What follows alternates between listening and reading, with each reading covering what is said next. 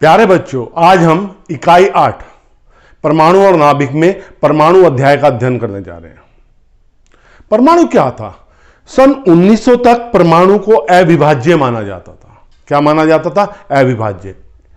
उसी के आधार पर जो भौतिकी हुई वो क्लासिकल फिजिक्स कहलाई। जितने भी आविष्कार हुए वो परमाणु को अविभाज्य लेके गए। 1900 में सर जे थॉमसन ने इलेक्ट्रॉन की डिस्कवरी करी, इलेक्ट्रॉन को इन्वेंट किया। तो जो इलेक्ट्रॉन की डिस्कवरी थी तो उसने परमाणु के अविभाज्य था उसे विभाज्य मानना शुरू कर दिया। जब परमाणु विभाज्य है तो जे थॉमसन को इसका श्रेय जाता है। और जे थॉमसन ने अपना एक मॉडल दिया था जिसे थॉमसन परमाणु का मॉडल कहते हैं। उसने क्या कहा? उसने कहा परमाणु विभाज्य है। परमाणु में एक ऋण आवेशित कण होते हैं जिन्हें इलेक्ट्रॉन कहते हैं। क्या कहते हैं? इलेक्ट्रॉन कहते हैं। अपने परमाणु मॉडल को समझाने के लिए उसने बताया कि जैसे हम एक तरबूज को काटते हैं, ये एक तरबूज है, ये कटा हुआ भाग है, देखो तरबूज का, इसमें बीज होते हैं। तो इन बीजों को उसने इलेक्ट्रॉन का, क्योंकि परमाणु तो उदासीन होता है, तो इसने जो लाल भाग था उसका, जिसमें बीज धसे रहते हैं, उसको उसने क्या कहा? घनावेशित।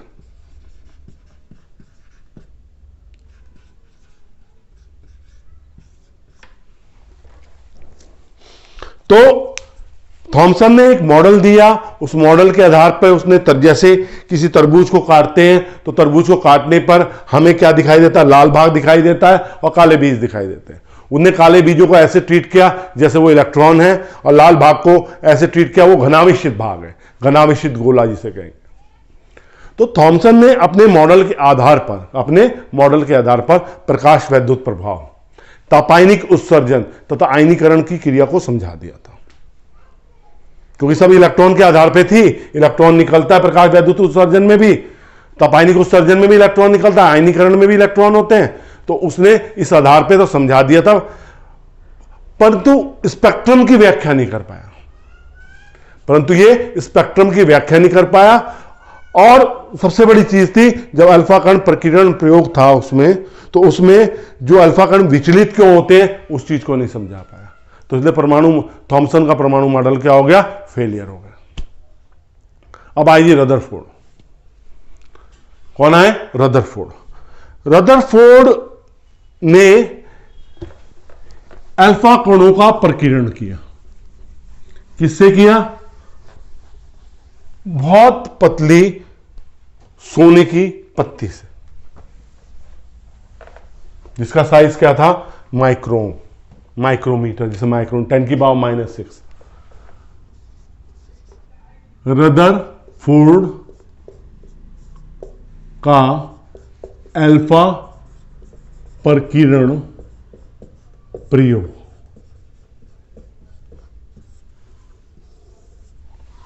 आप जानते हैं कि जब कोई अल्फा कण किसी नाभिक से निकालते हैं वो रेडियोएक्टिव पदार्थ होता है।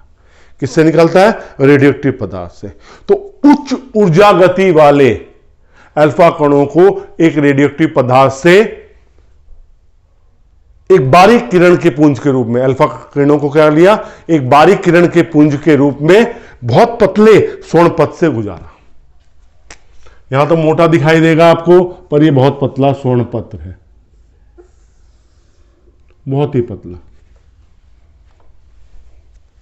जब उसने बहुत पतले स्वर्ण पथ से गुजारा, और ये अल्फा कण है आपके, ये नाभिक है, तो जो अल्फा कण थे जो लगातार आ रहे थे, जो टकरा रहे थे, तो इनमें क्या हुआ? कोई नीचे की ओर विक्षेपित हो गया, कोई ऊपर की ओर विक्षेपित हो गया, कोई नीचे की ओर चला गया, कोई ऊपर की ओर चला गया, कोई नीचे की ओर चला गया। अपने मार्ग से विचलित हुए।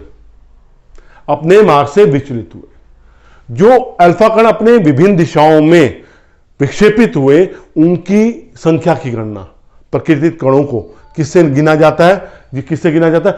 प्रस्फुर गणित से। प्रस्फुर गणित एक यंत्र होता है जिसकी सहायता से इन्हें क्या किया? गिना जाता है।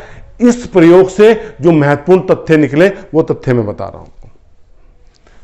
ये अल्फा किरणपुंज आ रहा है, ये अल्फा किरणपुंज है, सारे अल्फा कण हैं।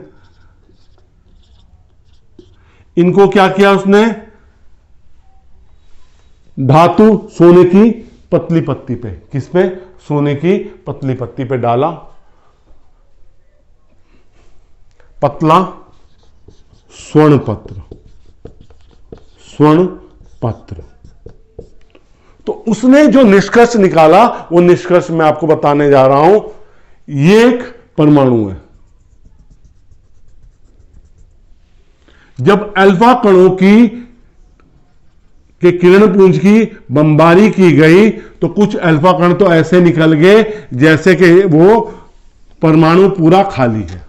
कुछ अल्फा कण तो ऐसे निकल गए। ये अल्फा किरणें हमारी।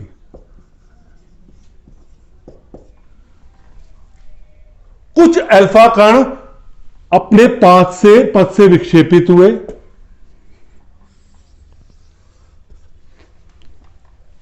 कुछ अल्फा कण, और इनमें से कुछ अल्फा कण जो केंद्र के और पास से गए थे वो ज्यादा विक्षेपित हो गए। तो इसने क्या कहा? इस निष्कर्ष से क्या निकला कि जो परमाणु का अधिकांश भाग खाली है, परमाणु का अधिकांश भाग खाली है, जिसमें से अल्फा कण बिना विक्षेपित हुए जा रहे हैं। जो अल्फा कण परमाणु के नाभिक के पास से जाते हैं, परमाणु के नाभिक के जितने पास होते जाते हैं वो उतने ही ज्यादा विक्षेपित होते जाते हैं। अपने पथ से क्या होते जाते हैं? विक्षेपित होते जाते हैं। तो थॉमसन ने बताया था परमाणु का आकार 10 की पावर -10 मीटर ऑर्डर का होता है। 10 की पावर -10 मीटर मतलब 1 एंगस्ट्रॉम। इसने कहा कि ऐसा तभी होता है क्योंकि अल्फा कणों पे घनावेश है। इसका मतलब परमाणु के केंद्र में संपूर्ण घनावेश नियत है, जिसे क्या कहा गया? नाभिक कहा गया। इस नाभिक का आकार कितना होता है? 10 की पावर -15 मीटर ऑर्डर का होता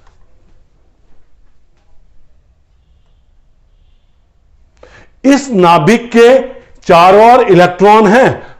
इलेक्ट्रॉन कक्षाओं में चक्कर लगा रहे हैं, पर हम ये कहेंगे परमाणु नाभिक के अलावा परमाणु का संपूर्ण भाग अधिकांश क्या है? खाली है। तो इस खाली भाग से जो नाभिक से दूर थे बिना विक्षेपित हुए अल्फा कण निकल गए। जो नाभिक के पास आए वो क्या हुए? विक्षेपित हुए। जो नाभिक के बहुत ज्यादा पास आए वो ज्यादा विक्षेपित हुए। उसने कहा केवल 20,000 में से, केवल 20,000 में से एक अल्फा कण ऐसा होता है जो क्या करता है? जो नाभिक के पास जाता है और वापस लौट आता है। 20,000 में से एक अल्फा कण ऐसा होता है जो नाभिक के पास जाता है और लौट के आ जाता है। इससे क्या पता चलता है? इससे पता चलता है कि यहां प्रतिकर्षण बल बहुत ज्यादा है। लौट के क्यों आया? नाभिक में और आकर्षण, नाभिक अगर घनावेशित ना होते तो लौट के नहीं आता। अल्फा कण पे घनावेश है, नाभिक पे भी घनावेश है, संपूर्ण घनावेश यहीं पे है। तो इस कारण जबरदस्त प्रतिकर्षण बल के कारण ये क्या करते हैं? उसी पथ से, जिस पथ से जाता है उसी पथ से लौट आता है। और इसने ये भी बताया, इसमें कूलॉम का नियम भी कार्य करता है कि जो बल है वो दूरी के वर्ग के व्युत्क्रमानुपाती होता है। दूरी के वर्ग के क्या होता है? व्युत्क्रमानुपाती होता है। फिर इसने एक चीज और बताई जो प्रकीर्णित कोण पर कि प्रकीर्णन कणों की संख्या, प्रकीर्णित कोण, मानिए हमारा थीटा कोण है, हमारा थीटा कोण है, प्रकीर्णित कोण।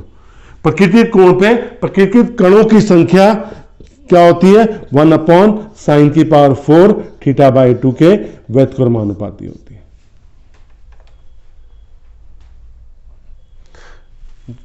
ये इस तरह से क्या होती है, व्युत्क्रमानुपाती होती है।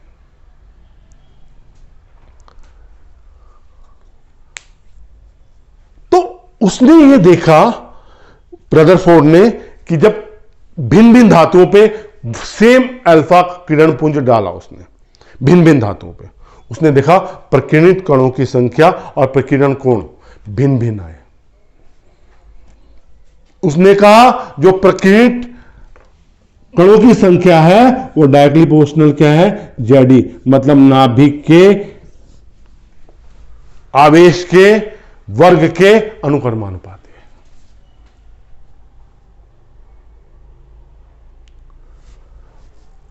तो इन्हीं नियम के आधार पर रदरफोर्ड ने एक परमाणु मॉडल दिया, जो रदरफोर्ड का परमाणु मॉडल कहलाया।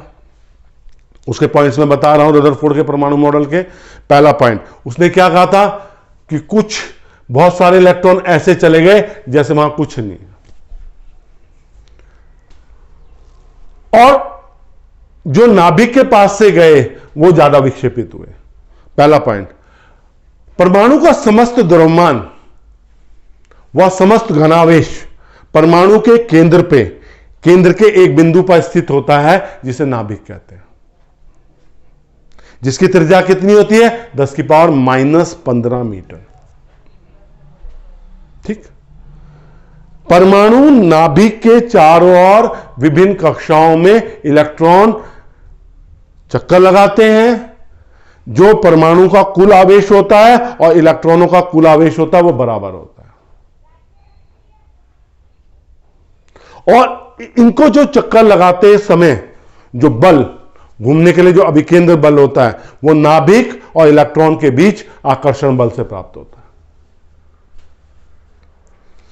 तो रदरफोर्ड ने बता दिया कि जो परमाणु है वो क्या है, उदासीन है, क्योंकि जितना घनावेश है उतना ऋणावेश है। घनावेश केंद्र में स्थित है और ऋणावेश केंद्र के चारों ओर विभिन्न कक्षाओं में इलेक्ट्रॉन जो है चक्कर लगाते हैं, और उन्हें चक्कर के लिए जो अभिकेंद्र बल मिलता है किससे मिलता है, नाभिक और इलेक्ट्रॉनों के बीच आकर्षण बल से लगता है।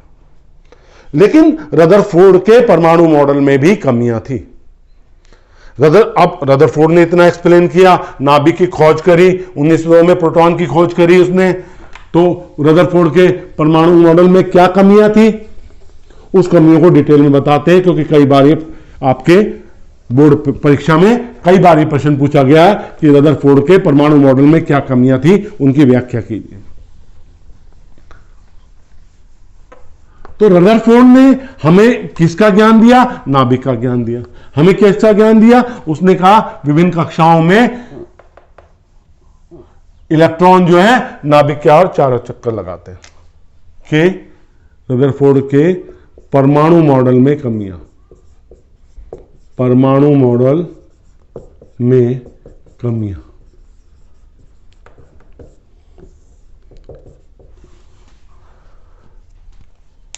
रदरफोर्ड ने क्या कहा, पहला था जो परमाणु के स्थायित्व के संबंध में, परमाणु के स्थायित्व के संबंध में, पहला वाला। इसने क्या कहा, इलेक्ट्रॉन नाभिक के चारों चक्कर लगा रहा है, तो उसमें एक त्वरण है। जब भी कोई वस्तु किसी वृत्तीय पथ पर घूमती है तो उसमें अभिकेंद्र त्वरण होता है, तो इसका मतलब इलेक्ट्रॉन के पास भी अभिकेंद्र त्वरण है। वैद्युत गति विज्ञान के अनुसार त्वरित आवेशित कण विद्युत चुंबकीय तरंगों के रूप में ऊर्जा उत्सर्जित करते हैं। ध्यान से सुनना इसे, वैद्युत गति विज्ञान के अनुसार आवेशित कण, त्वरित आवेशित कण वृत्तीय पथ पर घूमते हुए विद्युत चुंबकीय तरंगों के रूप में ऊर्जा उत्सर्जित करते हैं। इलेक्ट्रॉन तो विभिन्न कक्षाओं में घूम रहे हैं, तो इलेक्ट्रॉन आवेशित है, इन्हें त्वरित आवेशित कण कर दिया, तो ये क्या करेंगे, सभी लगातार वैद्युत चुंबकीय चुंबकीय तरंगे उत्सर्जित करेंगे, जिसके कारण लगातार इनकी कक्षा में वृत्तीय पथ की त्रिज्या में कमी होती रहेगी। वृत्तीय पथ की त्रिज्या में क्या होती रहेगी? कमी होती रहेगी। अंत में किस में गिर जाएंगे? नाभिक में गिर जाएंगे। देखो ये नाभिक है हमारा। हम क्या कह रहे हैं? हम कह रहे हैं कि इलेक्ट्रॉन नाभिक के चारों ओर चक्कर लगा रहा है और इलेक्ट्रॉन में अभिकेंद्र तोड़ रहा है। वैद्युत गति विज्ञान क्या कहता है? जब भी कोई त्वरित आवेशित कण वृत्तीय पथ पर घूमता है तो लगातार वैद्युत चुंबकीय तरंगों के रूप में ऊर्जा को क्या करता है? उत्सर्जित करता है। अब वो लगातार वैद्युत ऊर्जा को उत्सर्जित करेगा। अब जो इलेक्ट्रॉन है, ये वाला इलेक्ट्रॉन है, ये जब ऊर्जा को उत्सर्जित करेगा किसके रूप में? वैद्युत चुंबकीय तरंगों के रूप में, तो लगातार इसकी त्रिज्या कम होती रहेगी और अंत में किस में गिर जाएगा? नाभिक में गिर जाएगा। ऐसा होता नहीं है। तो रदरफोर्ड परमाणु के स्थायित्व के संबंध में क्या किया? एक्सप्लेन नहीं कर पाया था, क्योंकि क्यों स्थायी है। उसके अनुसार तो अस्थायी हो गया, तो स्थायी क्यों है? दूसरा, रेखीय स्पेक्ट्रम के संबंध में। दूसरा जो था वो क्या था? रेखीय स्पेक्ट्रम के संबंध में। अब यहां पे वैद्युत गति विज्ञान ने कहा कि लगातार वैद्युत चुंबकीय तरंगों को उत्सर्जित कर रहा है, तो लगभग सारी वैद्युत चुंबकीय तरंगे आ जाएंगी। ऊर्जा का ह्रास होने से सारी वैद्युत चुंबकीय तरंगे मिलेंगी हमें। तो हमें जो स्पेक्ट्रम मिलेगा वो कैसा होना चाहिए? सतत होना चाहिए। लगातार ऊर्जा का ह्रास हो रहा है, वैद्युत चुंबकीय तरंगे उत्सर्जित हो रही है, सभी वैद्युत चुंबकीय तरंगे उत्सर्जित हो रही है, सभी आवृत्तियों की वैद्युत चुंबकीय तरंगे उत्सर्जित हो रही है। जब ऊर्जा जैसे जैसे कम होगी, आवृत्ति भी तो सभी आती जाएंगी उसमें, तो सभी आवृत्तियों की वैद्युत चुंबकीय तरंगे उत्सर्जित करेगा। तो इसके कारण स्पेक्ट्रम क्या होना चाहिए? सतत होना चाहिए। लेकिन जब स्पेक्ट्रम हाइड्रोजन, एक सबसे सिंपल जो परमाणु था हाइड्रोजन, उसको स्पेक्ट्रम का भी अध्ययन किया गया तो वो भी सतत ना मिलकर रेखीय मिला। कैसे मिला? रेखीय मिला। इसको रदरफोर्ड इसकी व्याख्या करने में असफल रहा। देखो ये सतत स्पेक्ट्रम होता है, लगातार सारी चुंबकीय तरंगे मिल रही हैं, और ये रेखीय स्पेक्ट्रम है, कुछ कुछ रेखा है। ये सतत हो गया और ये रेखीय हो गया। तो इसके अनुसार तो सतत होना चाहिए, क्योंकि सारी वैद्युत चुंबकीय तरंगे उत्सर्जित कर रहा है, सभी आवृत्तियां आ रही हैं, सभी आवृत्तियों की वैद्युत चुंबकीय तरंगे उत्सर्जित कर रहा है वो। तो नहीं एक्सप्लेन कर पाया कि ना तो वो स्थायित्व के बारे में एक्सप्लेन कर पाया, ना ही वो रेखीय स्पेक्ट्रम के बारे में एक्सप्लेन कर पाया। तो यहां पर रदरफोर्ड क्या रहा? असफल रहा। अभी हमने रदरफोर्ड के एक मॉडल में बताया था कि हमारे पास जब हम अल्फा किरणों की बम्बार्डमेंट करते हैं, किस पे? स्वर्णपथ पर, पतले स्वर्णपथ पर, तो 20,000 में से एक अल्फा कण वापस अपने पथ से आता है। तो इसका मतलब वो अल्फा कण नाभिक के सबसे समीप जाता है। इसे कहते हैं समीपतम पहुंच दूरी। समीपतम पहुंच दूरी, distance of closest approach. Distance of closest approach. ये हमारा एक नाभिक है, ठीक है। इस नाभिक पे आवेश है Q2 = ZA। एक अल्फा कण जिसका द्रव्यमान m है, v वेग से जा रहा है, ठीक है, अल्फा कण। तो Q1 इस पे कितना चार्ज है? +2e। जैसे जैसे नाभिक के पास जाता है, जैसे जैसे नाभिक के पास जाता है, नाभिक के पास जाने पे क्या होता है? वापस टकराता है। नाभिक के पास गया तो अब क्या होगा? हमारे पास जो अल्फा कण है उसका आवेश +2e है, इसका द्रव्यमान m है और वेग कितना है? v है अल्फा कण के लिए। और नाभिक के लिए, जिस नाभिक से टकरा रहा है, Q2 = कितना है? ZE। Z इसका परमाणु। अब जैसे जैसे ये अल्फा कण नाभिक के पास जाएगा, प्रतिकर्षण बल बढ़ेगा। अल्फा कण पे भी घनावेश है, नाभिक पे भी घनावेश है, तो कौन सा बल बढ़ेगा? प्रतिकर्षण बल बढ़ेगा। और जब प्रतिकर्षण बल बढ़ेगा तो इसकी स्पीड जो हो जाए, वेग कम होता जाएगा, इसकी गतिज ऊर्जा किस में बदलती जाएगी? वैद्युत स्थितिज ऊर्जा में बदलती जाएगी, और यहां पे आके रुक जाएगा नाभिक के बिल्कुल पास और वापस लौट जाएगा। ये दूरी क्या कहलाएगी? समीपतम दूरी। समीपतम दूरी। तो अल्फा कण की गतिज ऊर्जा कितनी होगी? गतिज अल्फा कण की गतिज ऊर्जा कितनी होगी? KE. Half m v square. पहली समीकरण। विद्युत स्थितिज ऊर्जा का क्या सूत्र होता है? विद्युत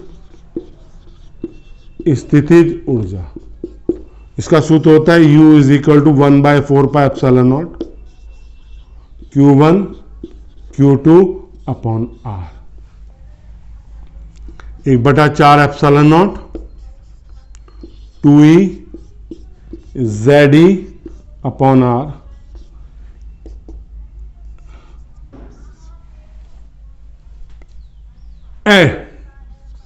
R is equal to R0 दूरी पर, R is equal to R0 दूरी पे क्या होगा आपका? जो गतिज ऊर्जा है वो किसके बराबर हो जाएगी? पूरी की पूरी वैद्युत स्थिति ऊर्जा में बदल जाएगी। ये कितनी होगी थी वैद्युत स्थिति ऊर्जा? 1/4ε0 2ZE² अपॉन R। ठीक है, तो अब क्या हो जाएगा? गतिज ऊर्जा किसके बराबर होगी? Half m v square. Half m v square 1/4ε0 2ZE² upon R0। तो ये समीपतम दूरी कितनी आ जाएगी? 1/4ε0 2ZE² बटे हाफ एम वी स्क्वायर। इस रूप में लिख सकते हैं इसे, या सीधा गतिज ऊर्जा के रूप में लिख लो।